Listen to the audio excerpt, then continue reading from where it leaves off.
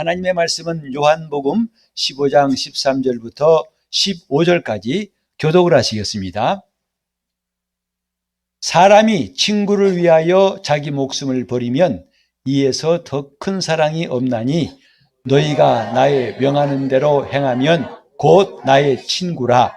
이제부터는 너희를 종이라 하지 아니하리니 종은 주인의 하는 것을 알지 못함이라. 너희를 친구라 하였노니 내가 내 아버지께 들은 것을 다 너희에게 알게 하였음이니라. 아멘. 예수를 믿으면서 참 궁금한 것은 믿음이 좋은 사람이란 어떤 사람일까 하는 것입니다. 여러분도 궁금하신가요? 저는 처음에 믿을 때부터 열심히 믿고 또 교회에 충성하고 또 능력도 나타나고 사람들도 칭찬하고 또 성경도 많이 읽고 기도도 열심히 하고 그 다음에 전도도 많이 하고 헌금도 많이 하고 뭐 이런 거 그저 누가 봐도 저 사람 참 믿음 좋은 사람이야. 물론 아까 열거했던 것들 다 맞는 말이죠. 믿음이 좋은 사람은 그렇게 합니다. 근데 그것이 곧 믿음이 좋은 사람이라고 하기에는 좀 부족하지 않나 하는 마음이 드는 겁니다. 왜냐하면 성경에 헌금 잘한다고 믿음 좋다는 말은 물론 어떤 과부가 자기 생활비 전부를 넣는 거 보고 주님이 칭찬하신 것도 있습니다만은 뭐 그것만 가지고도 전부는 아니다 싶은 마음이 들고 전도 많이 했다고 물론 중요한 거죠. 전도 많이 해야 되죠. 하지만 그것이 곧 믿음이 좋은 사람이다 라고 단적으로 말할 수 있을까?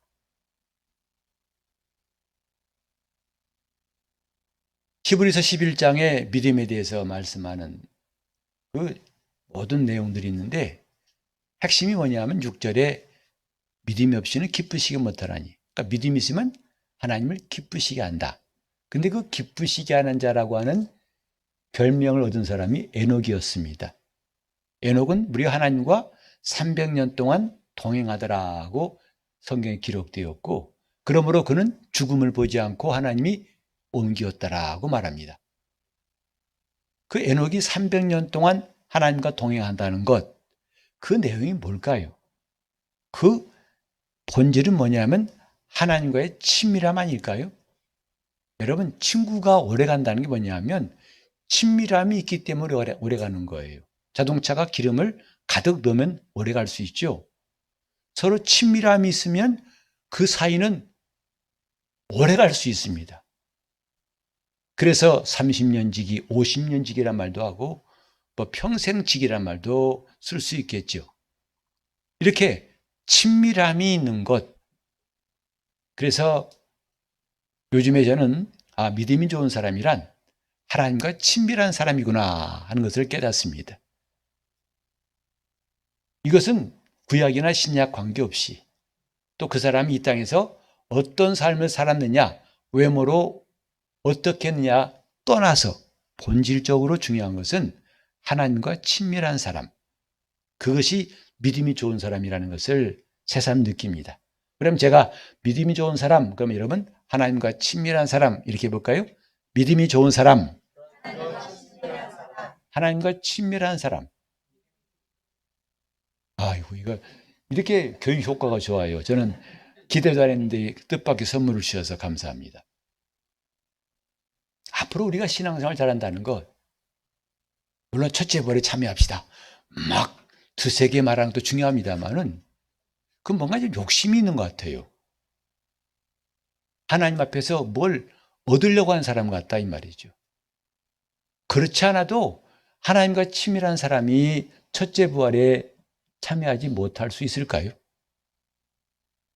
중요한 건 본질입니다.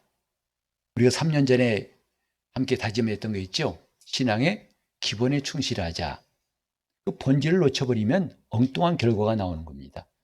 그래서 하나님과의 친밀함, 지난 시간에는 우리가 하나님의 친밀하는 것이 그를 경외한 자에게 있다 하는 말씀을 함께 상고했습니다. 누가 하나님을 경외하는 사람이 하나님과 친밀함이 있다. 오늘은 조금 더 깊이 들어가 보겠습니다. 하나님과 친밀한 사람, 에녹뿐만이 아니고 성경은 아브라함을 믿음의 조상이라고 말하고 있습니다. 참 그는 대단한 믿음의 사람이죠. 75세 되었을 때 하나님께서 갑자기 내 본토와 친척과 아비집을 떠나서 목적지도 분명하지 않아요. 내가 내게 지시할 땅으로 가라 하시는 말씀 앞에 순종해가지고 자기 가족을 이끌고 즉시로 움직였어요. 그로부터 약 40년 동안 아브라함의 순종하는 삶은 계속되었고 마침내 창세기 22장 12절에 나온 것처럼 하나님은 모리아산에서 드디어 아브라함을 인정하십니다. 곧 아브라함아 아브라함아 내 독자 이삭에게 손대지 말아라. 왜냐하면 내가 이제야 네가 하나님을 경외한 줄을 내가 알았다. 왜?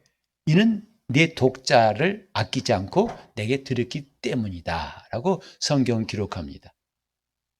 이렇게 아브라함의 믿음, 바랄 수 없는 중에 바라고 하나님을 경외했던 아브라함의 믿음, 그 믿음을 하나님은 의로 여기셨다 기록되었고 이렇게 이제 믿음으로 말미암은 사람들은 다 아브라함의 자손들이다라고 성경은 말합니다.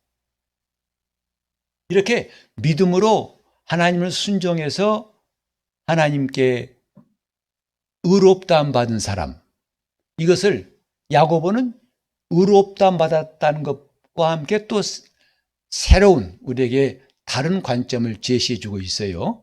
야고보서 2장 23절에 이런 말씀이 있습니다. 야고보를 통해 하신 말씀, 이에 경에 이른 것과 아브라함이 하나님을 믿으니 이것을 의로 여기셨다는 말씀이 응하였고 그는 하나님의 벗이라 칭함을 받았나니. 의롭다 여기심 받은 것뿐만 아니라 하나님의 벗이라고 칭함을 받았다. 곧 하나님은 아브라함을 나의 친구라고 하셨습니다. 아브라함을 친구라고 한 것은 여기뿐만이 아니죠. 우리가 몇 군데 보겠습니다. 역대하 20장 7절에도 이런 말씀이 있습니다. 역대하 20장 7절에 우리 하나님이시여 전에 이 땅 거민을 주의 백성 이스라엘 앞에서 쫓아내시고 그 땅으로 주의 벗 아브라함의 자손에게 명령이 주시 아니하셨나이까. 이건 지금 이스라엘 자손들이 신앙의 조상 아브라함을 추억하면서 하나님께 기도하는 것인데 그 아브라함을 뭐라 하냐면 주의 벗 아브라함이라고 말씀했어요. 아브라함은 우리 조상 아브라함은 하나님의 친구입니다. 굉장한 자랑이라고 하지 않을 수 없어요. 우리 조상은 영이 정했습니다. 우리는 왕가 자손입니다. 비교할 수 없이 우리 조상 아브라함은 하나님의 친구입니다 라고 고백했어요. 즉 하나님이 아브라함에게 친구라고 하신 것은 아브라함만 아는 것이 아니라 대대손손이 그것을 알고 자랑으로 여긴 거죠. 긍지로 여긴 거죠. 우리 조상 아브라함은 하나님의 벗입니다. 또 이사야 41장 8절에 보면은 그러나 나의 종 이스라엘아 나의 택한 야곱아 나의 벗 아브라함의 자손아. 여기도 하나님이 직접 말씀하시기를 이스라엘아 나의 택한 야곱아 또 나의 벗 아브라함의 자손아. 아브라함은 나의 벗이다. 하나님이 직접 이렇게 말씀하신 거예요. 그러니까 아브라함이 믿음으로 하나님을 기쁘시게 한 다음에 하나님의 벗이 되었다는 것이 성경 말씀이에요. 근데 이게 끝이 아니죠. 성경에 보면은 하나님과 친밀한 사람이 적지 않게 나옵니다.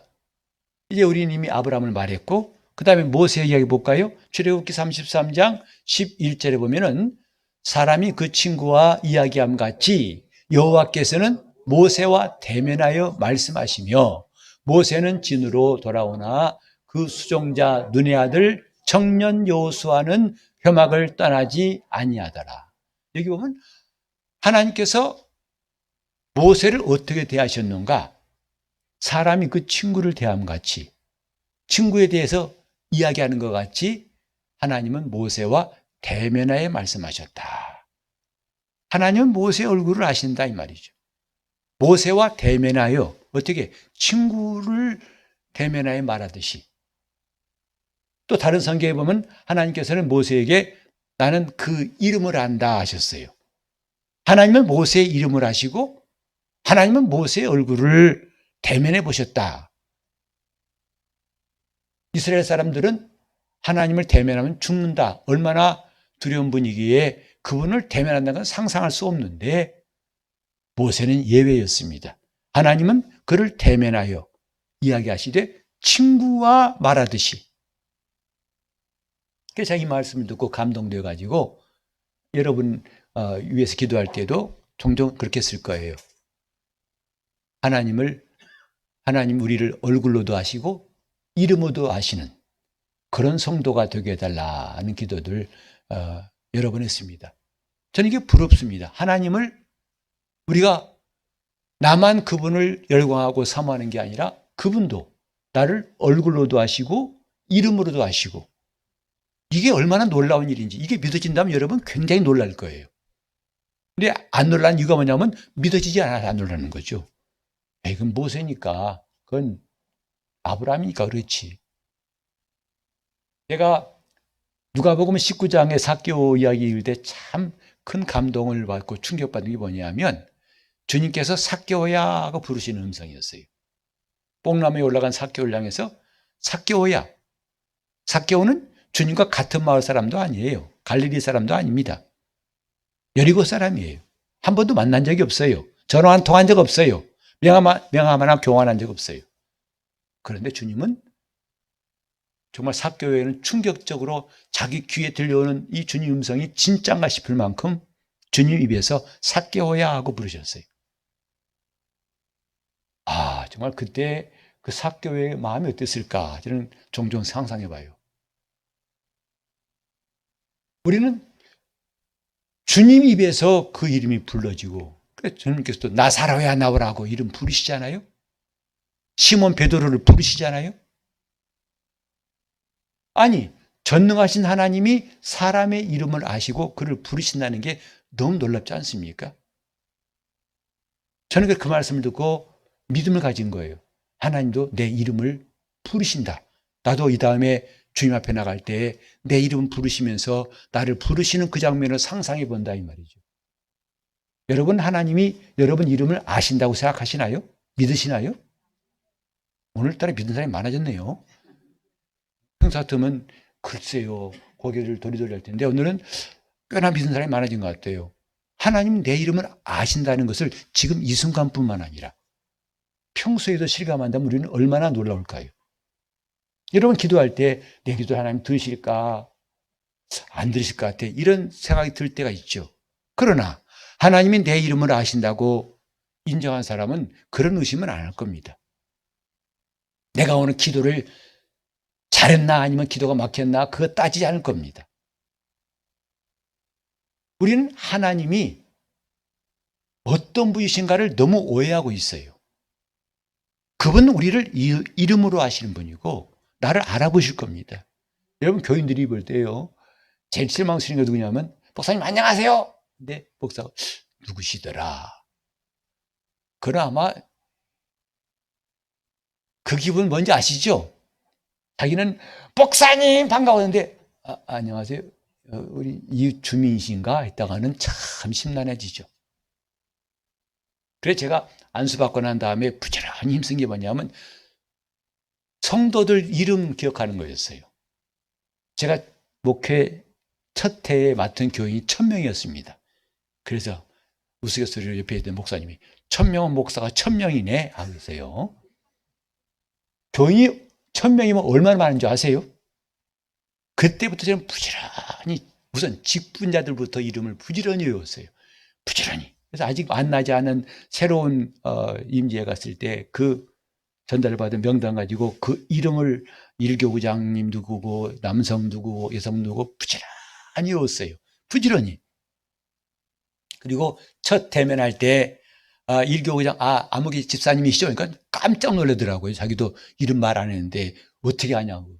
또 이게 그냥 누구시죠 하고 제가 소개하는 식이 됐으니까 그들이 얼마나 기겁했겠어요. 처음 만난 목사가 다 척척 이번 1교구장 누구시고 2교 누구시고 그러니까 그리고 가면 교인들의 이름도 부지런히 기억하려고 했어요.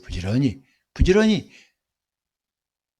그래서 성도들의 가정, 지금은 신방을 그렇게 별로 안 하니까 그러는데요. 그 당시에는 신방 부지런히 했었고, 그 다음에 신방할 때 저는 정말 어떤 교인들, 목사님, 수사하러 나오셨어요? 뭐 이렇게 미주알고절 다 물어보냐는 거죠. 왜?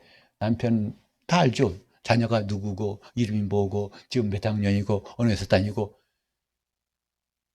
제 신방 노트가 백지가 빼곡했어요. 깨알 같은 글씨로. 그리고 이 가정의 사장이 무엇이니 메모해 놨었어요. 왜? 목사가 알아야 기도할 거 아니겠어요? 그냥 대충 기도하면 할 수 있겠지만은 알아야지 않겠어요. 그래서 제가 꼼꼼히 기도하면서 그 이름을 몇 년 지난 다음에 어떤 교인, 이미 임지가 바뀌었으니까 다른 임지에서 일했으니까. 근데 그 교인 만나, 아이고, 집사님, 그 영준이 오늘 이제 공부 잘하고 있죠. 그냥 기어만 놀래요. 자기 아들 이름 안다고. 경찰이 안 오면 그렇게 안 놀랐을 거예요. 아마 제가 아니까 어떻게 목사님 제 아들 이름을 기억하시나요? 기도했으니까 기억하죠. 여러분 제가 헌금 기도할 때마다 이름을 이렇게 해서 기억 안 나면 그게 이상한 거죠. 하여튼 이름을 기억해주면 참 성도들이 반가워하더라고요. 근데 하나님께서 내 이름을 기억하시는 게 얼마나 놀라운 일인가. 하나님은 나를 얼굴로도 아시고 이름으로 아신다는 거 여러분 믿으시기 바랍니다. 더 많이 믿으시기 바랍니다. 내일도 믿으세요. 믿으라 이 말이죠. 이걸 성경은 말하고 있어요. 삭개오를 부르신 주님이 나를 안 부르시겠어요? 나사로를 무덤에서 불러내시니까 나를 안 부르시겠냐고요. 우리는 그런 믿음을 얻게 하려고 성경을 주신 거라 저는 믿어요. 믿으라 이 말이죠. 하나님 나를 아신다고요. 나는 그분 아는데 그분 나 부른다면 좀 섭섭하고 짝사랑이지만 나를 아신다고요. 한번 따라해 봅시다. 나를 아시는 주님. 내 이름을 아시고 내 얼굴을 아시는 주님. 우린 그 주님을 믿는 거예요. 그 주님 이름이 예수예요. 하나님과의 친밀함. 이렇게 우리는 그분과의 친밀한 관계가 점점 깊어지는 것을 믿음이 좋아진다라고 말하는 거죠. 교회 출석을 잘한다 이 정도가 아닙니다. 그분과 친하다 이 말이죠. 그분과의 친밀함인데 아브라함이 그렇고 모세가 그렇다니까 목사님 그들이야 워낙 우리가 수준이 다르죠. 아브라함과 모세하고 나 같은 사람하고 비교가 안 되죠. 그건 구약대 사람 아니겠어요? 아니요. 신약에도 있습니다. 자, 우리 다 같이 한번 누가복음 12장 4절을 보시면은 내가 내 친구 너희에게 말하노니 몸을 죽이고 그 후에는 능히 다 못한 이들을 두려워하지 말라. 이건 주님 말씀을 듣고 있는 사람들을 뭐라고 했어요? 내 친구 너희들에게 했어요. 내 친구 너희에게 말한다. 주님은 참 이렇게 우리에게 친밀하게 다가오신 것을 볼 수 있어요. 아래까 저리가. 이게 아니라 내 친구 너희에게 말하노니. 우리 너무 이 성경을 오해한 바람에 주님에 대한 이미지가 잘못되어 있다 이 말이죠. 주님은 참 친밀하시게 다가오셨어요. 내 친구 너희에게 말하노니. 권력자가 국민 앞에서 도도하게 말하는 게 아니고 친애하는 국민 여러분, 난 친애한 것 같지 않더라고요. 진정 친애한 모습 본다면 국민들이 벌써 마음을 알잖아요. 저 대통령은 참 우리를 위하는구나. 주님은 친애하는 우리를 친구라고 하시고 친구 너희에게 말하노니 이렇게 말씀하셨어요. 이거는 어느 특정한 사람 모세나 엘리야가 아니죠.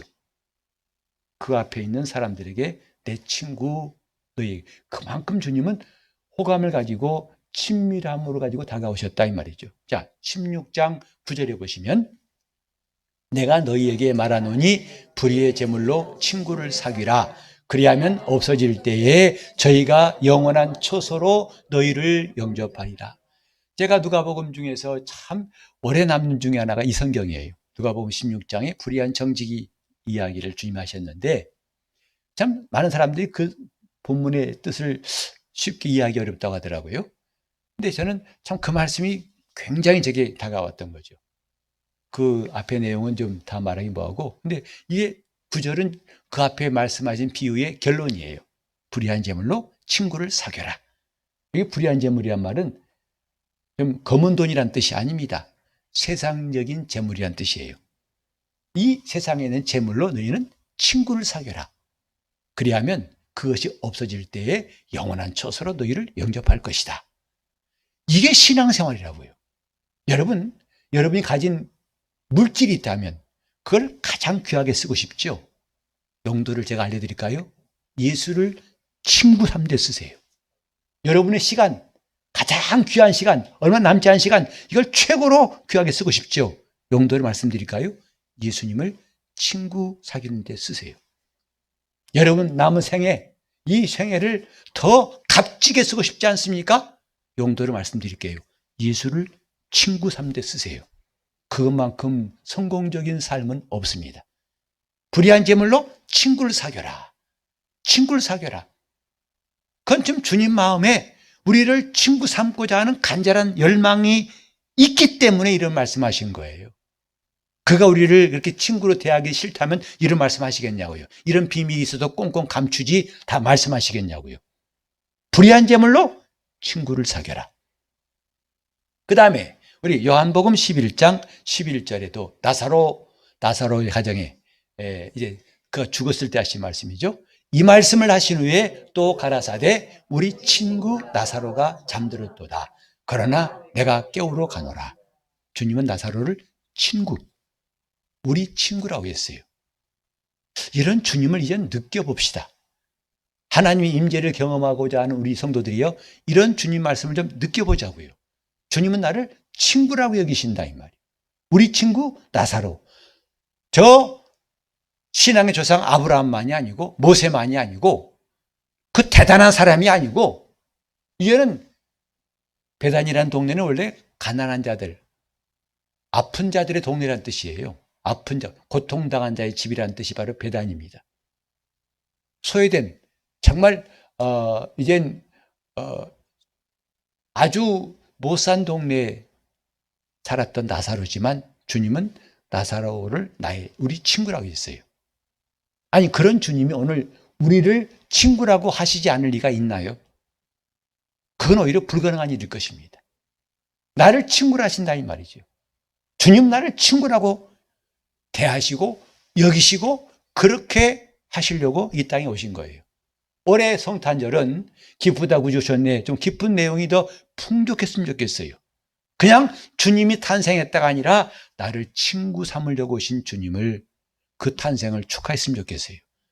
그렇게 우리에게 가까이 다가오신 주님, 나를 친구 삼으려고, 가진 것도 없고 별 볼 일 없는 나도, 나사로 같은 나도 주님께서 친구 삼으려고 오셨다. 이게 복음 아니겠습니까? 그가 왕좌 보좌에 앉으신 분으로 군림하려고 오신 것이 아니라 우리에게 죄인의 친구가 되셔서 우리를 바로 친구 삼으시려고. 그러니까 예수님이 하신 이 못마땅해 비웃던 사람들이 한 말이 뭐죠? 저는 죄인의 친구로다. 왜? 저는 주로 소외된 사람, 창기들, 죄인들, 세리들, 병자들만 상대하는구나. 에휴, 죄인의 친구야. 그들은 빈정거렸지만 그게 복음이에요. 예수는 죄인의 친구이십니다. 죄인들의 친구 되시려고. 그래 찬송가도 있잖아요. 죄짐 맡은 우리 구주. 어찌 좋은 친구인지. 어찌 좋은 친구인지. 이게 복음이라고요. 예수님은 이런 복음을 우리에게 전하시려고 오신 거고. 자, 이렇게 하나님이 우리에 대한 그분의 마음을 공개하신 게 성경이에요. 그게 뭐냐면 우리를 친구 삼으시겠다는 거죠. 나이 관계없어요. 형편 관계없어요. 그 처지 관계없어요. 그 사람의 지위 관계없어요. 예수님 나를 친구 삼으시겠다는 것. 아니, 현장에서 가늠하다 잡힌 여자까지도 주님은 박절하지 아니하시고 그를 불쌍히 여기시고 죄사함 받게 하시고, 그가 주님께 나오는 것을 주님은 조금도 껄끄러워하지 않고 그를 불쌍히 여기셨다고 성경에 말하고 있습니다. 예수님은 나의 친구시다. 하는 고백. 전에 어떤 설교자는 이 말을 하면서 그 모르는 사람들이 예수님을 친구라고 찬송해 있던데 그거 부르면 안 돼요. 불경한 거라고 하던데요. 나는 그분의 말에 동의하지 않습니다. 성경이 말씀하고 있잖아요. 정말 우리가 이성으로는 믿을 수 없는 이 사실을 말씀하고 있잖아요. 예수님은 나의 친구시다. 주님은 여기 본문에도 너희는 나의 친구라. 다시는 너희를 종이라 하지 않겠다. 왜? 종은 주인의 한 일을 몰라. 그러나 내가 아버지께 들은 것을 다 너희에게 말했으므로 곧 비밀을 다 털어놓았으므로 나는 더 이상 너희를 종이라 부르지 않고 친구라 부르겠다. 친구는 비밀을 알아요. 주님은 우리가 종이 아니고 친구 되게 하시려고 아버지께 들은 비밀을 다 우리에게 말씀하셨다고 했어요. 이게 복음이라고요. 신앙생활은 주님과 친밀한 게 본질입니다. 그 누구도 따라갈 수 없이 평생에 새벽기도 하루 안 빠진 것보다 더 중요한 것은 주님과 친밀한 거예요. 여러분이 매년 교회에서 전도왕이 됐다 하더라도 더 중요한 것은 주님과 친구가 되는 거예요. 하나님과의 친밀함이 중요하다 이 말이죠. 죄짐 맡은 우리 구주 어찌 좋은 친구인지, 죄짐 맡은 우리 구주 어찌 좋은 친구인지,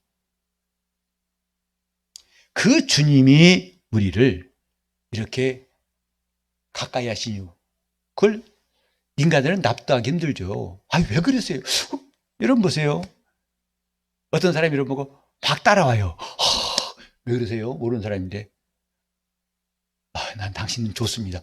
왜 그러시냐고요? 당신 너무 아름다워요. 나도 알아요. 못생겨 알아요. 난 놀리는 거예요? 아마 그 화를 낼 거예요. 근데 우리는 그 이상으로 우리가 가진 것도 없어요. 별 볼 일 없어요. 초라한 자. 스스로도 때로는 비루하다 느낄 만한 그런 자신. 그걸 주님이 이렇게 친밀하게 다가오신 이유가 뭘까? 갑자기 왜 그러세요가 아니라 갑자기가 아니에요. 갑자기가 아니에요. 사실 어찌 본다면 성경을 띄엄띄엄 보면요, 갑자기 신약에 와서는 예수님 우리가 친해지신 것 같고 구약의 여호와 하나님은 이놈들아 하고 뭔가 분위기가 달라 보이잖아요. 그죠? 갑자기 웬일이지? 웬일? 이렇게.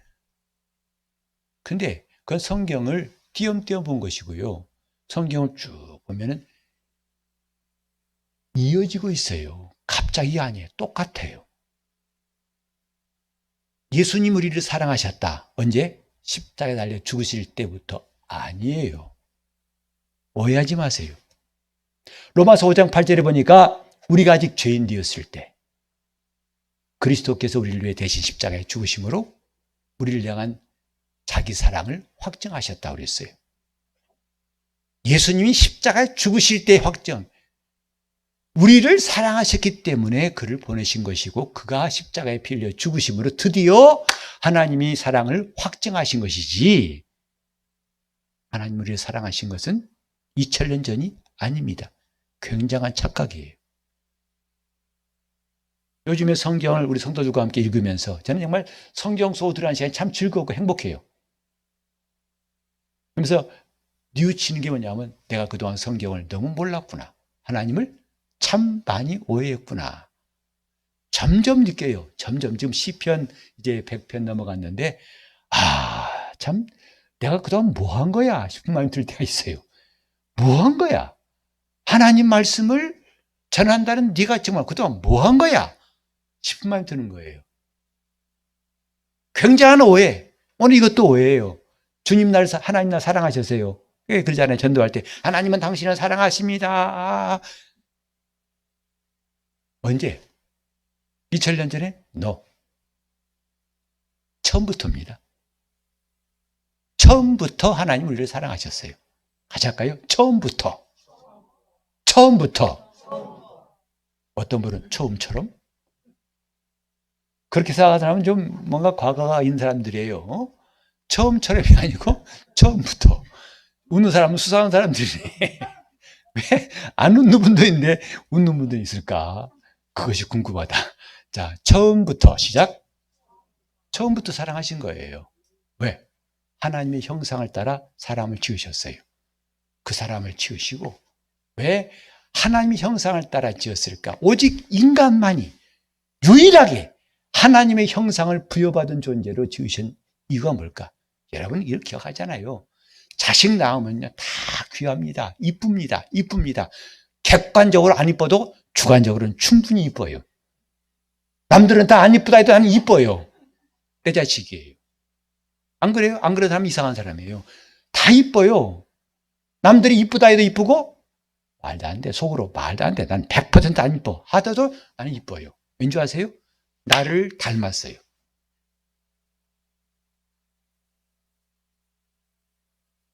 웃거나 울거나 마음대로 하십니다만은 그래 귀한 거예요. 나를 닮지 않은 멋있는 그 미남 한 트럭 줘도 얘하고 안 바꿔요. 나를 닮은 자손이기 때문이에요. 하나님의 형상으로 지었다는 것은 하나님을 닮은 자로 지으신 것, 곧 하나님이 아예 처음부터 사랑의 대상으로 삼으시려고 지으셨다는 뜻이에요. 이 하나님의 형상입니다. 아마 이 가운데 여러분 자기 외모에 대해서 불만이 있는 분들이 많다 적다 알아서 하세요. 모르겠습니다만은 그러나 나는 내 외모가 짱이야. 정말 나이 살아봐도 나 같은 사람 없더라고. 누구 나와봐. 나와 비교해봐. 이런 사람은 거의 정신병자입니다. 뭔가 거울 앞에서 보면 초라해져요. 뭔가 불만이에요. 근데 하나님은 불만 가지신 적이 없어요. 하나님의 형상대로 지은 인간을 하나님은 불만 가지시지 않는다 이 말이죠. 그리고 처음부터 사랑의 대상으로 하나님의 사랑을 받을 자로 지으셨어요.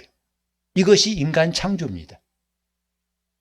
그래서 하나님과 교제하고 하나님의 생명으로 살았던 인간이었는데 어느 날 갑자기 뱀이 하와를 꼬여가지고 그들이 범죄함으로 하나님과 분리되었어요. 분리되어 버렸다 이 말이죠. 그걸 죄라고 합니다. 죄라는 것은 나쁜 것이 아니라 그 말도 틀린 말 아니지만 더 근본적으로는 하나님과 분리된 게 죄예요. 분리되었다 이 말이에요. 분리라는 말은 뭐냐면 나눠진 거죠. 하나가 되어야 할 텐데 나눠진 거예요. 그게 분리예요. 하나가 뭔지 아십니까? 가장 친밀할 때 하나예요. 친밀한 사람. 그 사람은 내 분신 같아. 나 같아. 그래서 자기 그러잖아요. 그래요 안 그래요? 자기. 분명히 남 보고 자기라고 해요. 왜? 나 같아요.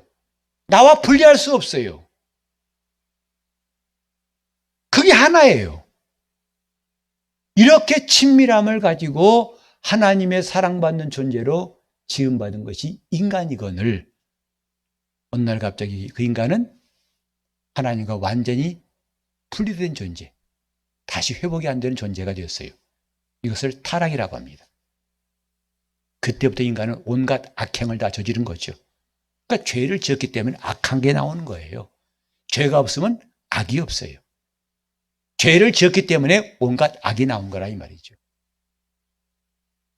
하나님께서 원래 이렇게 인간을 창조하실 때 하나님과 인간은 뗄래야 뗄 수 없는 하나로서 하나님과 깊은 교제를 하고 사랑을 받고 친밀함을 누릴 존재를 지었는데 이것을 느끼게 하신 게 뭐냐면 가정입니다. 결혼입니다. 남편과 아내입니다. 남편과 아내라는 것은 사실 그냥 형식적인 관계가 아니고 법적인 관계가 아니에요. 하나인 것이 남편과 아내예요. 그래서 성경이 말씀하기를 남자가 부모를 떠나 아내와 합하여 둘이 한 몸이 될지니라. 그냥 몸이 합했다는 정도가 아니라 그만큼 친밀함을 말하는 거예요. 그래서 남편과 아내는 그 누구도 알 수 없는 비밀이 있어요. 그게 그의 친밀함이에요. 그 친밀함과 비밀은 나눌 수 없는 거 아닙니까? 친밀하다는 것은 비밀을 터놓다는 것입니다. 남한테는 말할 수 없어도 아내한테는 말할 수 있고 남편한테 말할 수 있어요. 그런 친밀함. 그게 진짜 부부예요. 하지만 오늘 안타깝게도 많은 가정들이 한 집에 살지만은 친밀하지 않아요. 또 친밀하지 않기 때문에 그게 어색해가지고 친밀한 체하지만 실제는 친밀하지 않아요. 겉으로 봐도 안 친밀한 집도 있고 겉으로는 친밀한데 속으로는 친밀하지 않은 가정이 있고, 하지만 어떤 가정은 진짜 친밀한 가정이 있어요. 그게 하나 된 거예요. 남자가 부모를 떠나 아내와 봐요 한 몸이 될지니라. 하나님이 이 가정을 허락하신 게 뭐냐면 하나님과 인간의 친밀한 관계를 경험하게 하시려고 하는 거예요. 그냥 니끼 잘 살아가 아니라 그걸 통해서 우리의 이런 친밀함을 통해서 하나님과의 친밀함이 어떤 것인가를 깨달아 알게 하신 거라고요. 이것이 그리스도와 교회라고요. 그래, 교회는 주님과 친밀해야 됩니다. 근데 안타까운 것은 오늘 교회가 주님과 친밀하지 않아요. 말로는 예수님이 교회 주인이라고 다 지들이 주인 노릇하고 있어요. 이 말도 안 되는, 법적으로는 부부인데 남편과 아내 따로 따라요. 말도 안 해요.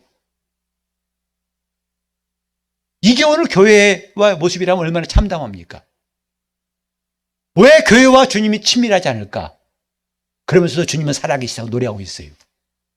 주님은 복 주신다고 기도하고 있어요. 하나님과의 친밀함, 남편과 아내를 통해서 그 친밀함이 무엇인지를 경험하게 하시고, 바울은 그걸 통해서 내가 그리스도와 교회에 대해 말한다. 그리스도와 교회도 똑같다는 거죠. 친밀함인 것이다 이 말이죠. 이것이 곧 하나님께서 인간을 하나님 형상대로 창조하신 뜻이에요. 친밀함이 중요합니다. 친밀하십니까? 주님하고? 여러분 주님 앞에 비밀을 터놓고 계십니까? 기도할 때 부담 없으십니까? 불안하지 않습니까? 의심하지 않습니까? 친밀한 사람은 그런 게 없어요. 믿음이 좋은 사람, 하나님과 친밀한 사람이에요. 그게 친구입니다. 말로만 친구. 근데 늘 이기적인 사람, 그 사람은 오래 친구하고 싶지 않죠. 속히 끊고 싶죠. 전화번호부에서 지고 싶죠.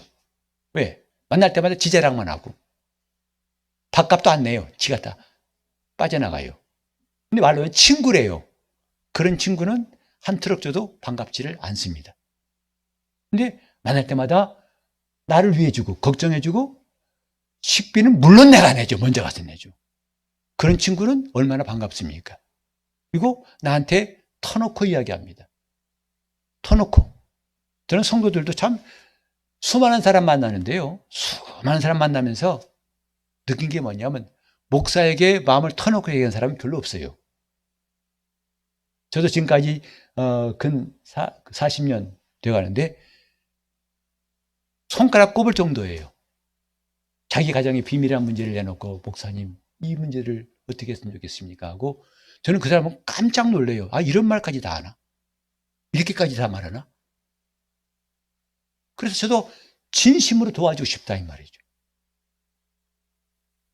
하나님과의 관계도 터놓고 말할 때 하나님과 관계가 더 깊어지고 친밀해지는 거예요.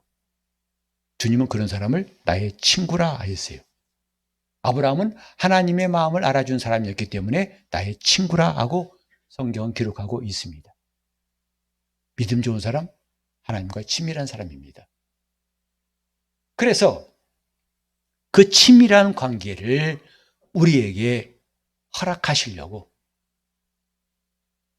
돌아가가지고 그렇게 친밀하게 사람과 창조하신 인간과 교제하고 사랑을 나누게, 사랑을 받게 하시려고 했는데 인간이 깨져버린 다음에 또 한 가지 오늘 제가 중대한 오해, 하나님께 대한 오해가 뭐냐면 우리가 많이 하고 있는 오해가 뭐냐면 하나님이 나를 버렸다는 것 오해입니다. 하나님은 한 번도 우리를 버리신 적이 없어요. 다시 말합니다. 하나님은 한 번도 나를 버리신 적이 없어요. 성경은 인간이 범죄해서 인간이 하나님을 떠났다고 했지 범죄하니까 하나님이 인간을 버렸다는 말씀은 한 번도 없어요. 오늘부터 성경 찾아보세요. 혹시 하나님 버렸다고 하신 말씀이 있는가? 반대로 하나님은 그 인간을 향해서 끝없이 구애하십니다. 끝없이 찾아가십니다. 끝없이 말씀하십니다. 그래서 그 대표적인 게 뭐냐면 하나님의 노여움은 잠깐이고 그 인자 긍휼함은 영원하다 했어요. 반반, 딱 반반이 아니에요. 하나님을 사랑하고 그 계명을 지킨 자에게는 자손 1000대의 은혜 베푸시지만 하나님을 미워하고 계명을 지키지 않는 자는 자손 3, 4대의 저주가 있다고 했어요. 여러분 1000과 3, 4 비교할 수 있습니까?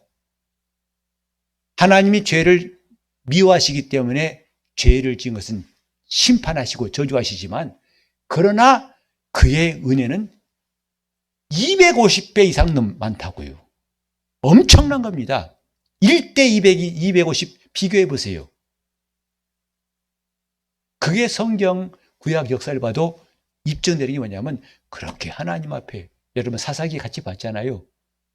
그들이 하나님을 떠나 우상 숭배하고 하나님을 아주 괴롭게 하니까 하나님이 징계를 베푸시니까 그들이 괴롭 비명 지르면 또 하나님이 사사를 보내 살려주시면 살만하면 다시 또 죄짓고 그럼 또 다시 우상 숭배하고 또 하나님이 징계받고 괴로워하니까 비명 지를 때 하나님이 다시 사사 보내가지고 구해주시고 살만하니까 다시 하고 이게 계속 쳇바퀴 도는 게 사사기 아닙니까?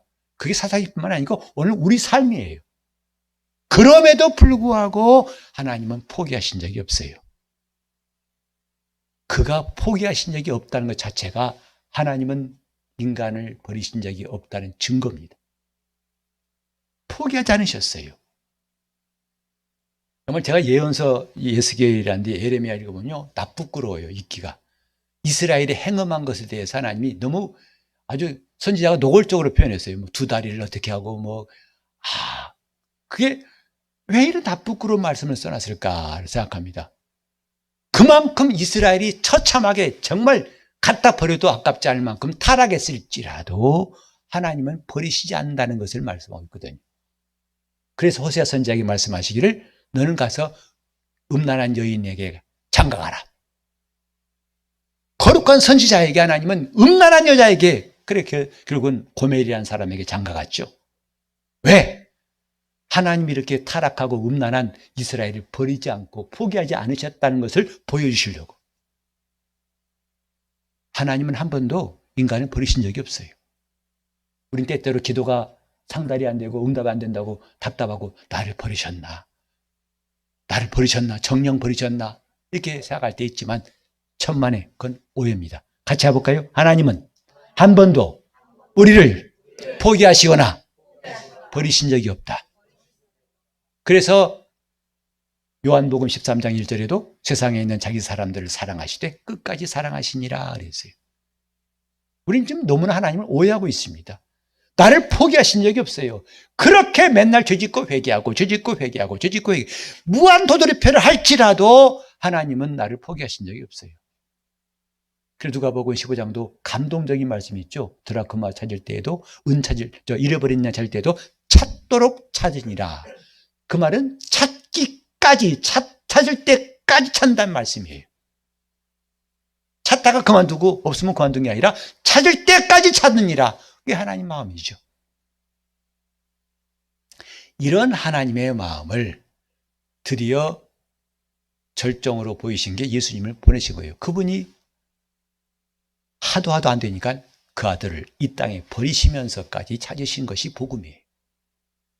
인간을 버리신 적은 없으나 하나님은 그 아들을 버리셨어요.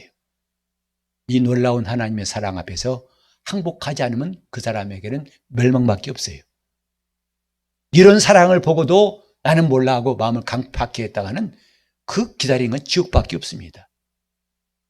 지옥은 하나님이 인간을 미워해 보내신 게 아니라 하나님의 사랑을 끝까지 포기치 않는 사람을 하나님의 사랑을 자기가 버렸기 때문에 가는 곳이 지옥이에요.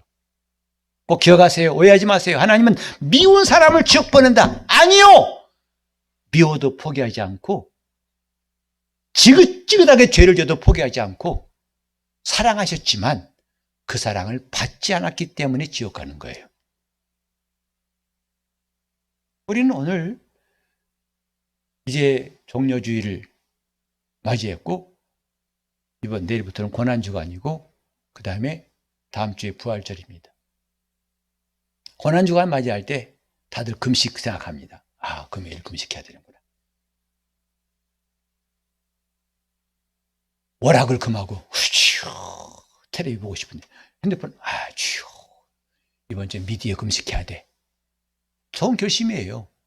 근데 꼭 기억합시다. 주님이 고난받으신 것은 오늘 읽으면 사람이 친구를 위하여 자기 목숨을 버렸다. 이게 주님의 고난이에요.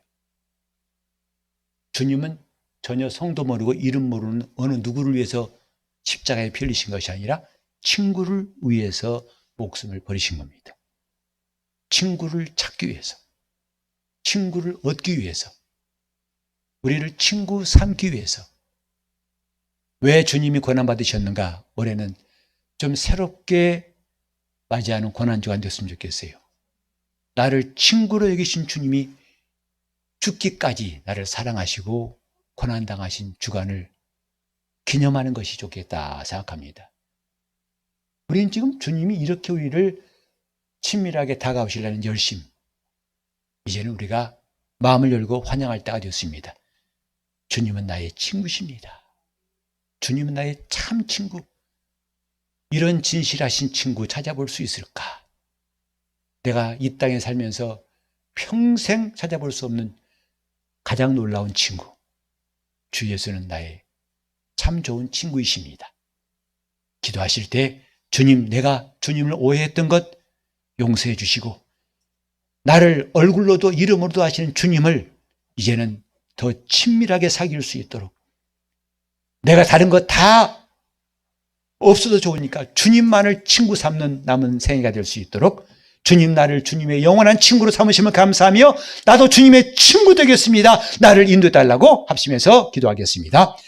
하나님 아버지, 어둡고 어두운 우리 마음을 주님 말씀의 빛으로 밝게 비춰주셔서 우리가 주님을 너무나 오해했던 것 다 의심의 안개가 사라지게 도와주시고 오해를 풀게 도와주시옵소서.